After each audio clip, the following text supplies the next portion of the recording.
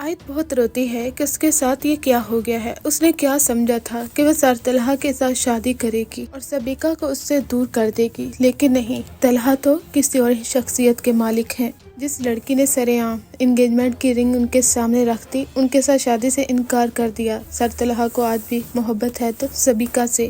انہیں شاید میری کوئی بھی حیثیت اچھی نہیں لگتی۔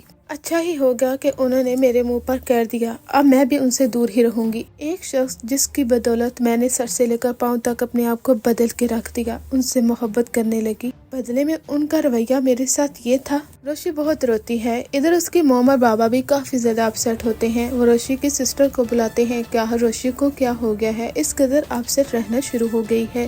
جب روشی کی بہن آتی ہے تو وہ اس سے کہتی ہے، روشی میں تمہیں سمجھاتی رہی کہ سر طلحہ تم سے ایج میں بڑے ہیں، لیکن پھر بھی تم نے میری ایک نہیں سنی روشی، اور آج دیکھو کیا ہو گیا، تم ان سے محبت کر بیٹھی ہو لیکن انہیں تم سے کوئی محبت نہیں ہے۔ آخر روشی تم چاہتی کیا ہو؟ روشی کہتی ہے کہ انہیں مجھ سے محبت کیوں نہیں ہو سکتی، میں نے انہیں اتنا پسند کیا، اتنا چاہا، اپنے آپ کو بدل کے رکھ دیا، لیکن انہیں اس چیز کا احساس تک نہیں ہوا۔ اس کی سسٹر اسے سمجھاتی ہے کہ روشی یہی ہوتا ہے، ضروری نہیں ہے کہ تم اپنے آپ کو بدلو، تم ان سے محبت کرو اور وہ بھی تم سے محبت کرنے لگ جائے۔ میں تو تمہیں پہلے ہی وارن کرتی رہی تھی، لیکن تم میری بات سننا ہی نہیں چاہتی تھی، اب دیکھو اس کا نتیجہ کیا نکلا ہے۔ تم نے اپنی حالت دیکھی ہے، اب بھول جاؤ سر طلحہ کو اور دوبارہ آفس کبھی مت جانا۔ جب اس کی بہن وہاں سے چلی جاتی ہے، پیچھے سے روشی بہت روتی ہے اور ہمیشہ سر طلحہ کے بارے میں سوچتی رہتی ہے۔ لیکن ڈرامے میں ٹویسٹ اس وقت آتا ہے جب شارق اس سے کچھ ویڈیوز بھیج دیتا ہے۔ وہ اسے کہتا ہے، تم لوگوں نے میری زندگی کو برباد کیا ہے، اب میں تم لوگوں کی زندگی کو برباد کر کے رکھ دوں گا۔ روشی کہتی ہے، شارق میں تم اپنی زندگی کے چیپٹر سے کب سے نکال چکی ہوں، دوبارہ میری زندگی میں کیا لینے آئے ہو، دوبارہ کبھی بھی مجھے کال مت کرنا۔ شارق اسے کہتا ہے، جو ویڈیوز میں نے تمہیں بھیجی ہیں وہ دیکھ لو۔